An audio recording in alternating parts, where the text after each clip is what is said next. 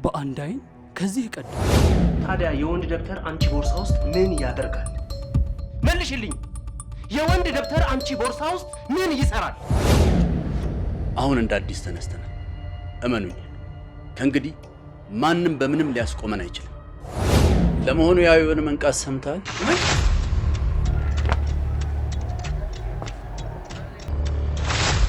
እኔም የመንቃቱን ዜና ሰማ። ልክ እንዳንተ እንደዚህ ነበረ ክቦ ብዬ የቀረሁት።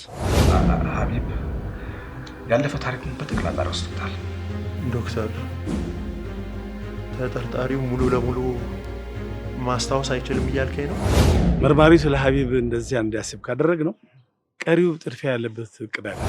መባረሪውን ከሆነ አይቀር ቢያንስ እናቴ ሳታውቅ ስራ ልስራ። ኧረ ጣጣ የለውም ሀቢባ፣ ለአንተ የሚሆን ማለቴ ከአንቺ ጋር የሚሄድ ስራ አይጠፋም።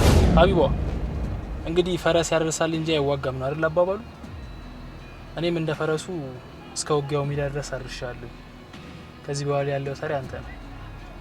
ጥሩ ተዋጊ ሆነ ጦርነቱን ማሸነፍ አለብን።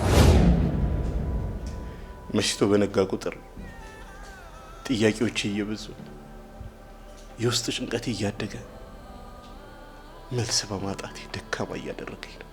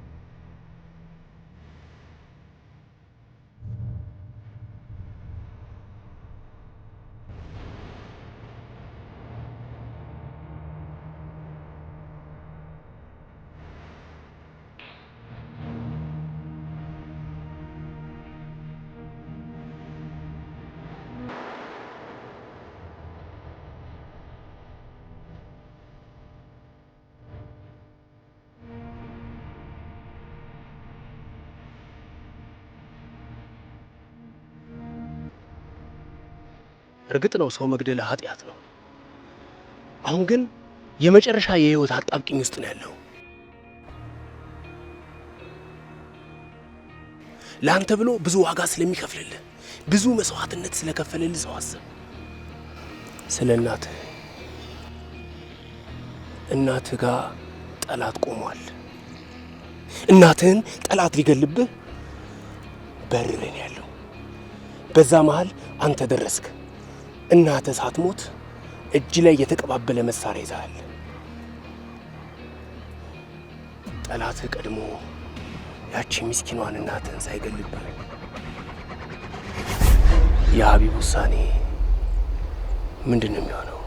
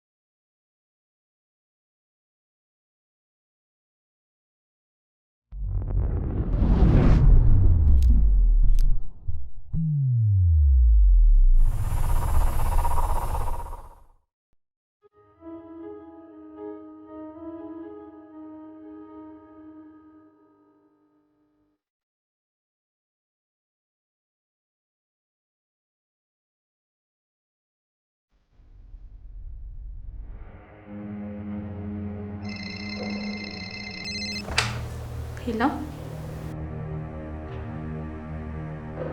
እሺ ይቅርታ አለቃ፣ አሁን ወደ ውስጥ መግባት ይችላሉ። አመሰግናለሁ።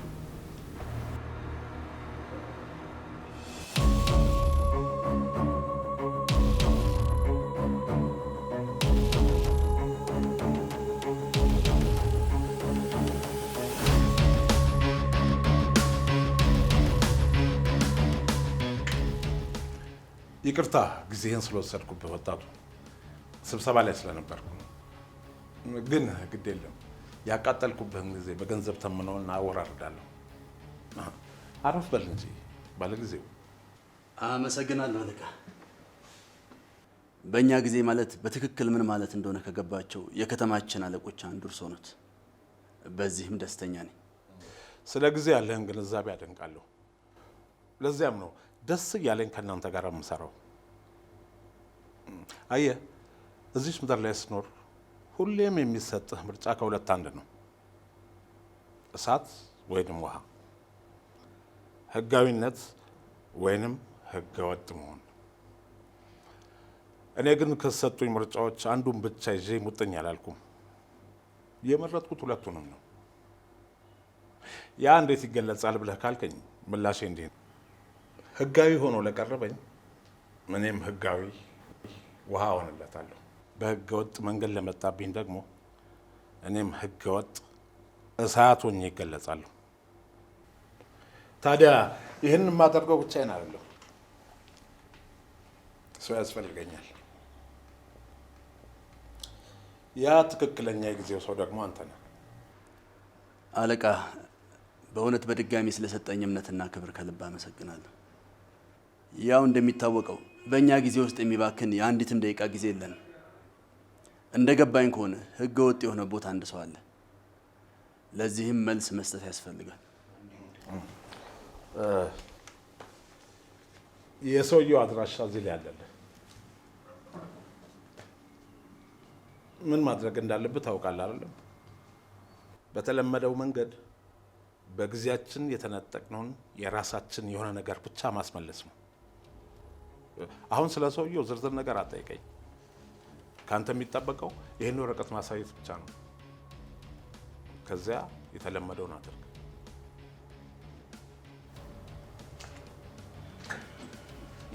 አደራህን ጉዳዩ ትንሽም ቢሆን አስቸጋሪ ሆኖ ከቁጥጥራችሁ ውጭ እንዳይሆን ከሌላው ጊዜ በተለየ ከፍተኛ ጥንቃቄ አድርጉ። ሀሳብ አይግባዎት አለቃ። ያው ይሄ የስራችን መጀመሪያ አይደለም። አውቃለሁ። በአንተም ሆነ በአንተ ሰዎች ላይ ከፍተኛ እምነት ስላለኝ ነው ይህንን ጉዳይ እናንተ እንድትቋጩት የፈለጉት። ጥሩ። ምን ያህል ጊዜ ነው ያለን? ዛሬውኑ ጀምረህ ዛሬውኑ እንድትጨርሰው ነው የምፈልገው። ነገ በዚህ ሰዓት እዚህ የምትመጣው ጉዳያችንን ቋጭተህ ለመመሰጋገን ነው። በድጋሚም በስራ ስለተገናኘን ደስ ብሎኛል። መልካም ቀን አለቃ።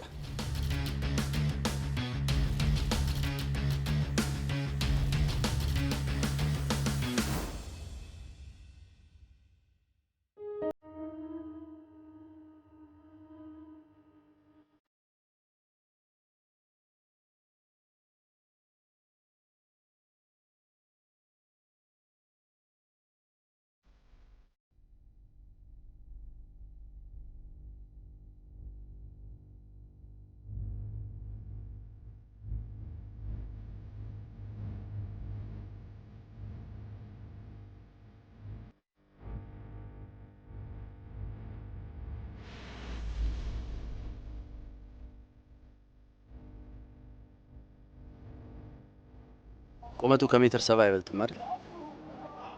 አልገባኝም ቦስ። የማወራ ስለ ሀቢብ ነው፣ መበቀል ስለምትፈልገው ሰው። ቃል ገብቼልሃለሁ አይደል? ለቃል የመታመኔን በተግባር ላረጋግጥልህ እፈልጋለሁ። በነገራችን ላይ ጠላት በጣም እድለኛ ሰው ነው። ከሞቱ በፊት ተጨንቀው ሞቱን የሚደግሱለት፣ የቀብር ቤቱንም በጥሩ ሁኔታ የሚያሳምሩለት ሰዎች አሉ። ታዲያ ይሄ ነገር እድለኛ ያስብለውም ብለህ ትላለህ? ግን እኮ እሱ ያለው አውቃለሁ፣ እሱ ያለው ሆስፒታል ነው። ታዲያ እንዴት ሊሆን ይችላል? እኛ እንደፈለግ ነው። ማለት ይገባኛል፣ ነገሮች ትንሽ ሊያስቸግሩ ይችላል። ሆኖም ግን እኛ ይህን ነገር ማድረግ ፈልገናል አይደል? እኛ በፈለግነው መንገድ የፈለግነውን እናደርጋለን። እኔ የምፈልገው ያንተን እምነት ብቻ ነው። አምናለሁ ቦስ።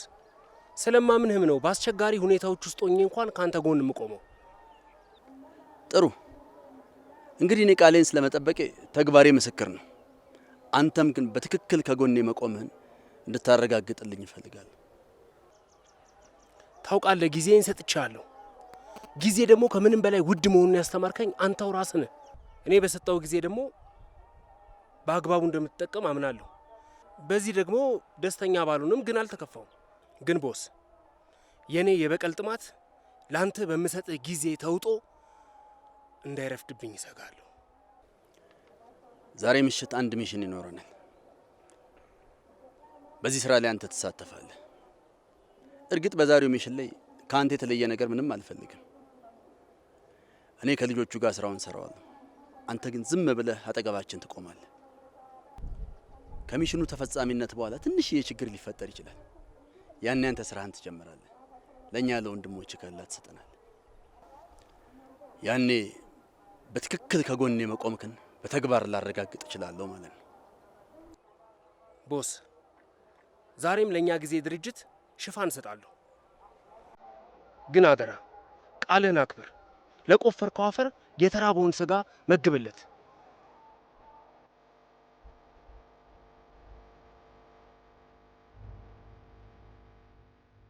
አለቃዬን አፈር ምን ላድርገው? መቼም ብለው አልልህም። መልሰህ ጉድጓድ ውስጥ ጨምር።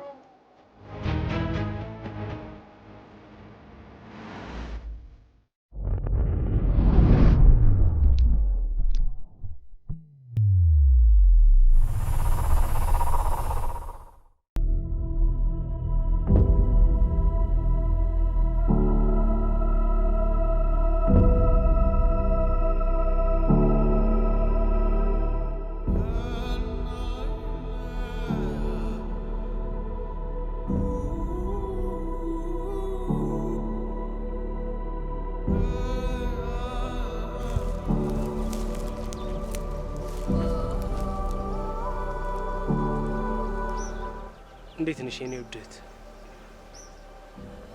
ዛሬም ላይሽ መጥቻለሁ። እንዴት ነህ ብለሽ ግን እንዳትጠይቂ። ምክንያቱም አንቺም የለሽም፣ እናቴም የለችም፣ ማላውቀው አባቴም የለም።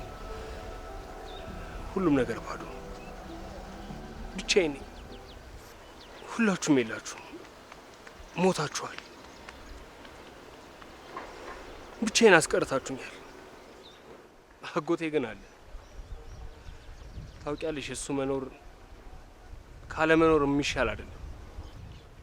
አንድ ቤት ብንኖርም ስጋው እንጂ መንፈሱ እኔ ጋር የለም። መሽቶ ወደ ቤት ስገባ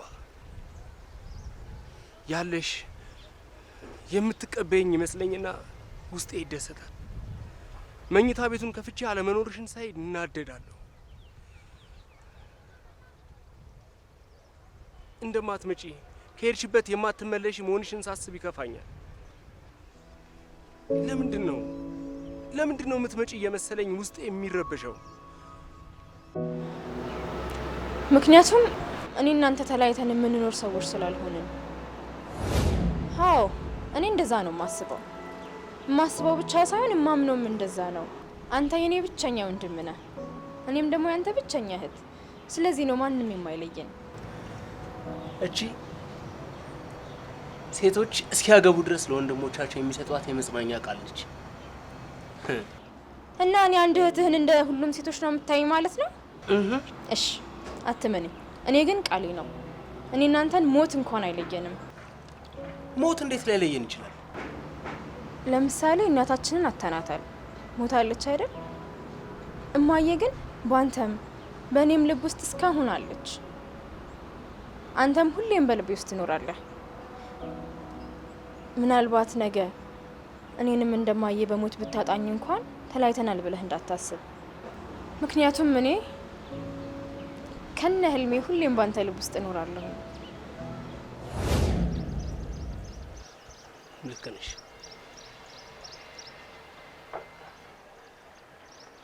አንቺ እኔ ልብ ውስጥ ተቀመጭ ይሆናል። እኔ ግን አንቺ ልብ ውስጥ መቀመጥ አልችልም።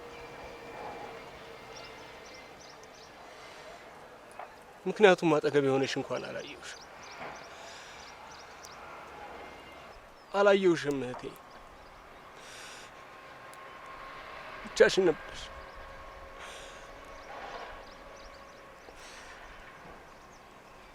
ግን ደምሽ ከንቱ ፈሶ አይቀርም።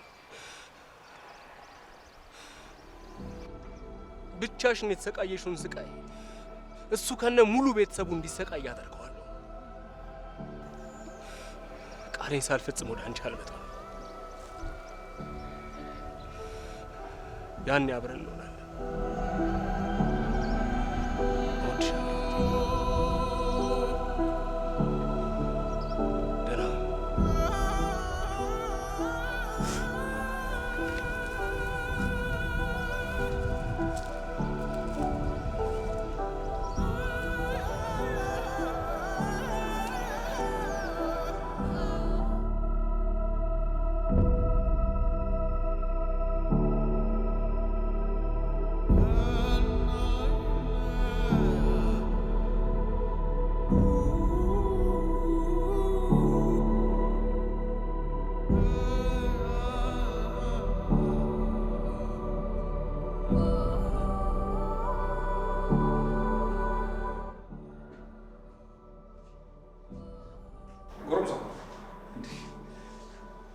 ጨርሰህ የምትጠብቀኝ መስሎኛል። ገና አልጀመርክም? አቤል ምን ሆነሃል? ምንድን ነው ሀሳብን የወሰደው? ቆይ ግን አንተ ምን አይነት ሰው ነህ? እንዴት? ቆይ ማለት ይሄ ነው እንደዚህ ያስተከዘ? እንግዲህ አንተ ብትነግረኝ ይሻላል። መቼም ብዙ አብረን ከርመናል አይደል? የተለየ ሰው ነህ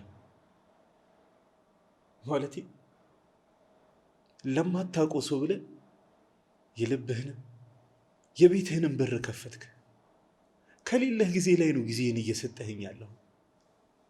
በገዛ ቤትክ ከሚስትና ከልጆች ተነጥለህ ከኔ ጋር ማዕድ ቀረብክ እንዴ? ቆይ እኔ ማን ነኝ? እኔ እኮ ማንም የሌለኝ ተራ ሰው ነው። እሺ አንተስ? አንተ እኮ መላ ከተማው ያንተን ፈዋሽ እጆች የሚጠባበቁ የተከበርክ ሐኪም ነህ። ይብቃ፣ እንደዚህ ራስን እያሳነስክ ለእኔ የሌለኝን ደረጃ አትስጠኝ እባክህ። ይኸው ሀቢብ ምን መሰለህ፣ ሰዎች ምን መሰለህ፣ እኛ የሰው ልጅ ስንባል አስተያየታችን ወይንም እይታችን ሰውን በተግባሩ ወይንም በሚያደርገው ድርጊት ነው ከፍም ዝቅም የምናደርገው። እሺ፣ እውነታው ግን እሱ አይደለም። ጌታችን አላህ ሁላችንም ሲፈጥረን ሁላችንም በእኩል በአንድ አይነት አለቆ ነው የፈጠረን። እሺ ቆይ ለምንድን ነው ለእኔ ይህን ያህል ውለታ የምትውልልኝ? እውነት ከፈጣሪ ያገኘዋለሁ ብለህ ስለምታስብ ነው? ይቅርታ ዶክተር፣ ይህም ማለቴ ግን አንተ ለእኔ እያደረክልኝ ያለው ነገር ማለቴ በጣም ውለታ አብዝተህብኛል። አብሽራለሁ፣ እንዲህ ስላሰብክን ያልቀይምህም ወይም አልወቅስህም። እሺ፣ እኔም አንተን እንደዚህ የምረዳበት የራሴ የሆነ ምክንያት አለኝ። ምክንያት? አዎ ምክንያት አለኝ። የኔ ምክንያቶች 3 ናቸው። አንደኛው ድነህልኝ እንደ ማንም ሰው ድነህ ጥሩ ዜጋ ሆነ ለሀገርህም ለቤተሰብ ለወገን የምትጠቅም ስለሆነ የነበርክበትን ነገር አስተካክለህ ጥሩ መንገድ ላይ እንድትጓዝ እፈልጋለሁ። እሺ። ሁለተኛው በጣም ማከብረው እና በጣም ወደው ሰው አማና አለብኝ በአንተ ጉዳይ ላይ። ለዚህ ነው አንተንም ረዳሽ።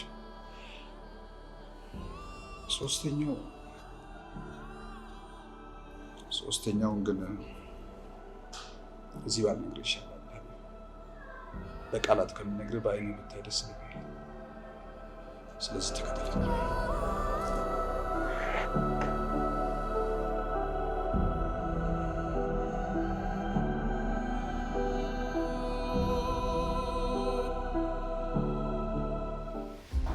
እንደምታውቀው በሙያዬ ሐኪም ነኝ ሀቢብ።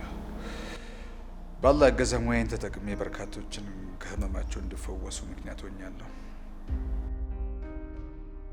አየህ ሀቢብ፣ እኔና ባለቤቴ ልጆቻችንን ከልጅነታቸው መሰረት አስይዘናል ብለን ስለምናስብ የሙሉ ጊዜ ትኩረታችን ስራችን ላይ ነበረ።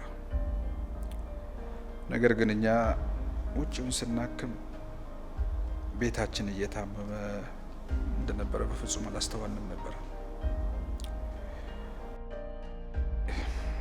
የመጀመሪያ ልጅ ሴት ልጅ ነች፣ በአንተ እድሜ ያለች። ታዲያ እኛ የምናውቀው በትምህርቷ ብርቱ፣ በአመለካከቷ ጠንካራ እንደነበረች ነበረ። ያረጋል ታዲያ አንድ ቀን በትምህርቷ ተመርቃ ቀና ብላ ትመጣለች ብለን ስንጠብቅ ድንገት ሸክላዋ ልጄ ተሰብራ ከደጄ ቆመች። ያማል።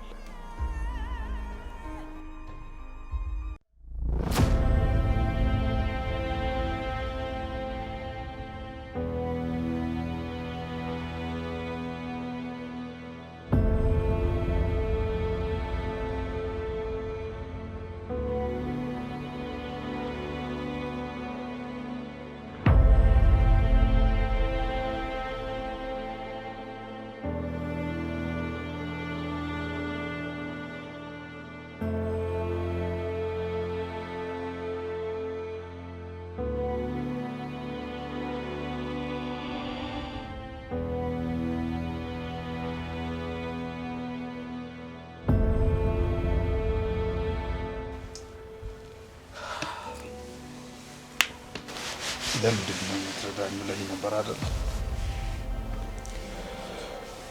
ለዚህ ነው ሀቢብ፣ ለዚህ ነው። አሁን ተረዳኸኝ አይደል? በአንተ ህይወት ውስጥ የልጄን ህይወት አየሁት። አንተ በተራመድካቸው መንገድ ላይ የልጄን ኮቴ ያገኘው እኔ ሀቢብ የቤቴን ችግር ባንተ ውስጥ አገኘሁት።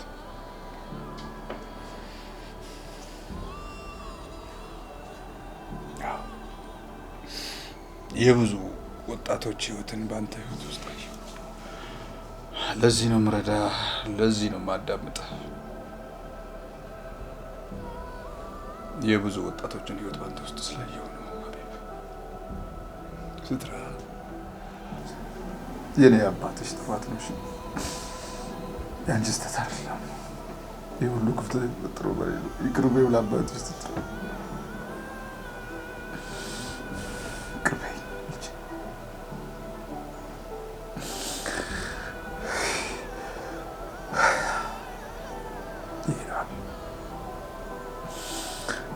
ይሄ ነው ሀቢብ።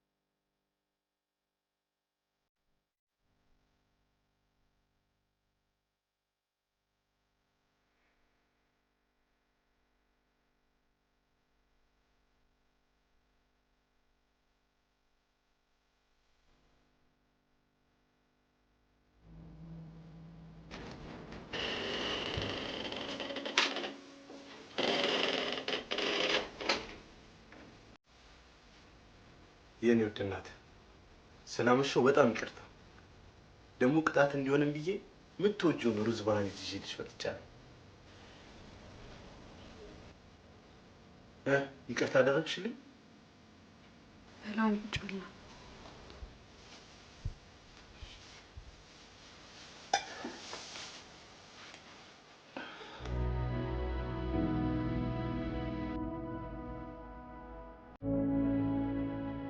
የምትወጂውን ምግብ እኮ ገዝቻለሁ። እሱን ብንበላ ይሻላል። የምትፈልገውን መርጠሃል። እኔ የምበላ የሰራሁትን ነው። ለአንቺ ብዬ እኮ ነው የገዛሁትማ። የገዛው? አዎ እማዬ። እኮ በምን ገንዘብ ንገረኝ። በምን ገንዘብ? ከየት እንዴት ብለህ ባመጣኸው ገንዘብ ነው የገዛኸው? ነግሬሽ አይደል እንዴ የሆነ ስራ ጀምሬያለሁ ብዬ። ማን ፈቅዶልህ ስራ ጀመርክ? እኔ ቸገረኝ ስራ ብዬሃለሁ። ቆይ ምን አጎደልኩብህና ነው ገንዘብ ያስፈለገ? ንገረኛ፣ ምን ጎደለብህ? አረ ተረጋጊ እናት፣ እኔ ምንም አልጎደለብኝም።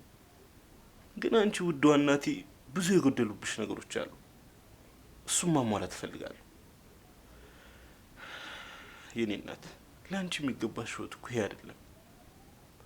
በቃ እኔ የሚያቅሜን የሆነ ነገር ማድረግ እፈልጋለሁ። አንተ አቅም መማር ብቻ ነው። ከዚህ በኋላ ያለውን ለኔ ተው። እኔ ላንተ የሚያስፈልገውን ነገር አደርጋለሁ፣ አንተ ደግሞ ጠንክረህ ትማራለህ። በቃ ከትምህርት ጋር እኮ አይጋጭም። ማለቴ ከትምህርት ከወጣሁ በኋላ ነው ስራውን የምሰራው። ምንድነው የምትሰራው?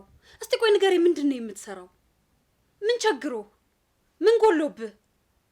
እዚህ ቤት ውስጥ ያንተ ድርሻ መማር ብቻ ነው።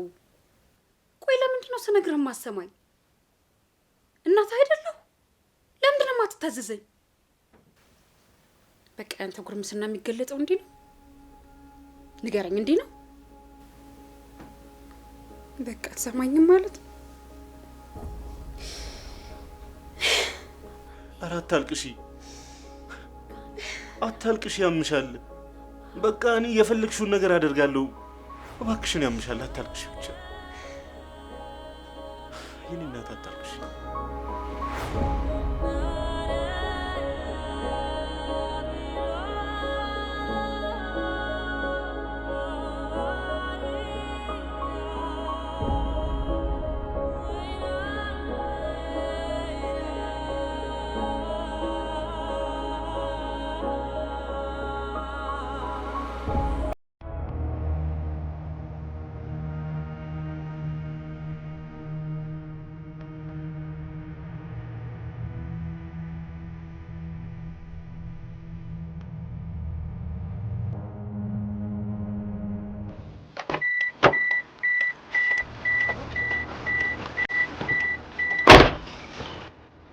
ሰላም ነው አዳኒ? እንዴት ነህ? አለን። እሺ አለቃ፣ የዛሬው ስራችን ምንድን ነው? ማለቴ ስራዬ ምንድን ነው? ከኋላ ቃል ተመልከቱ።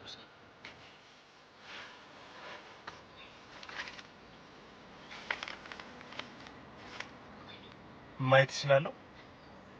ማየት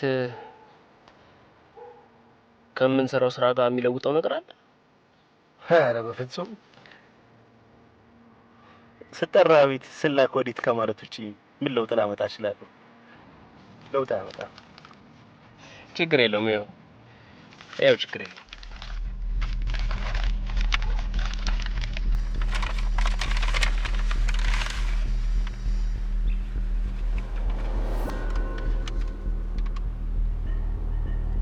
ከዚህ ነገር ጋር ትተዋወቃላችሁ እንዴ? ኧረ በፍጹም በፍጹም። ምን ነው ፈራ እንዴ? ፍርሃት? ቆይ ግን ፍርሃት ምንድን ነው? ማለቴ ሰው ምን ሲሰማው ነው ፈራው የሚለው?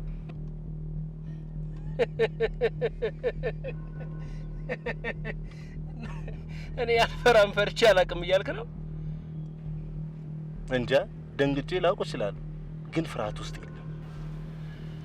ታዲያ የምትፈራው እኮ ስትደነግጥ ነው። አንድ ቦታ እንሄዳለን። እዛ ሰዎች ይጠብቁሃል። የሚሰጡ ዕቃ አለ። ይህንን እቃ በጥንቃቄ ትሰጣቸዋለህ። የሚሰጡህን በጥንቃቄ ተቀበለ ወደ እኔ ትመጣለህ። እሺ አለቃ። ተግባባን? ተግባብተናል።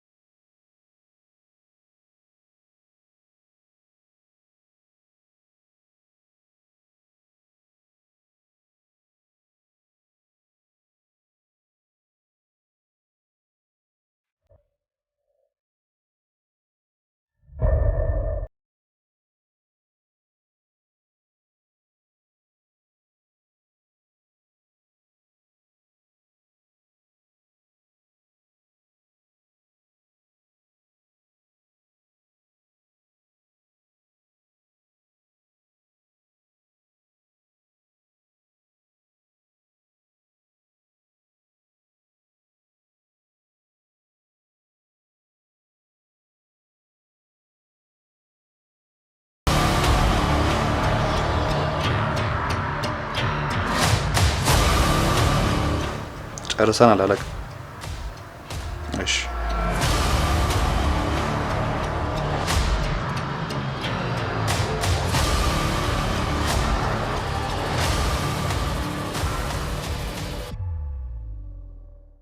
መቼም ለንደን ያለ ሰው ህይወት ብዙ ምርጫ አትሰጥም ዶክተር። ከትምህርት ከተባረርኩ በኋላ እናቴን ወስጃት ስራ መስራት ጀመርኩ። ከአድናን ጋር በመተዋወቄ ብዙ አተረፍኩ። አድናንን አደንቀዋለሁ። ጠንቃቃና ደፋር ወንድ ነው። አብሬው ከመስራቴ በፊት ስለኔ፣ ስለ ቤተሰቤ፣ ስለምወዳቸው ሰዎች በሙሉ ማወቅ የሚፈልገውን ጠይቆኛል። ተግባቢ ሰው ነው። ከስራ ባልደረባነት ውጪ ጓደኛው እንደሆነ አቀረበኝ። ብዙ ማላቃቸውን ነገሮች ያሳየኝ። በህይወት ያደርጋቸዋለሁ ብዬ ማላስባቸውን ነገሮች ሁሉ በድፍረት እንዳደርግና እንደ ምኞቴ ገንዘብ አግኝቼ እናቴን እንድጠቅማት ሁኔታዎችን አመቻችልኝ። በቃ በትንሽ ጊዜ ውስጥ እሱ የሚፈልገውን ሀቢብ እንደሆነ አድርጎ ሰራኝ።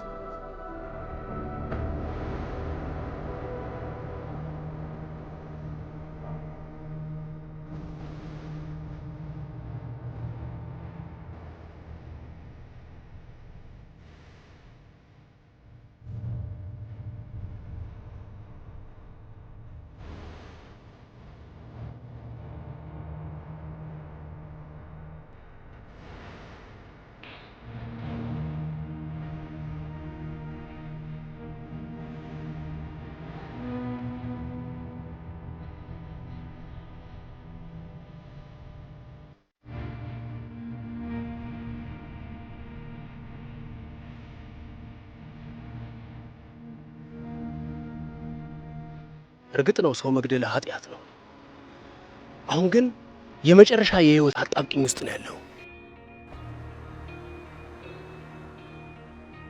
ለአንተ ብሎ ብዙ ዋጋ ስለሚከፍልልህ፣ ብዙ መስዋዕትነት ስለከፈልልህ ሰው አስብ።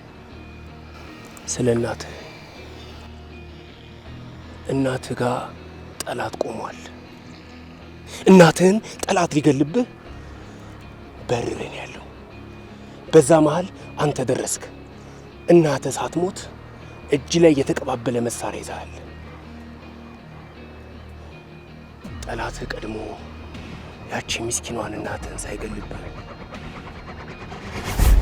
የሀቢብ ውሳኔ ምንድን ነው የሚሆነው?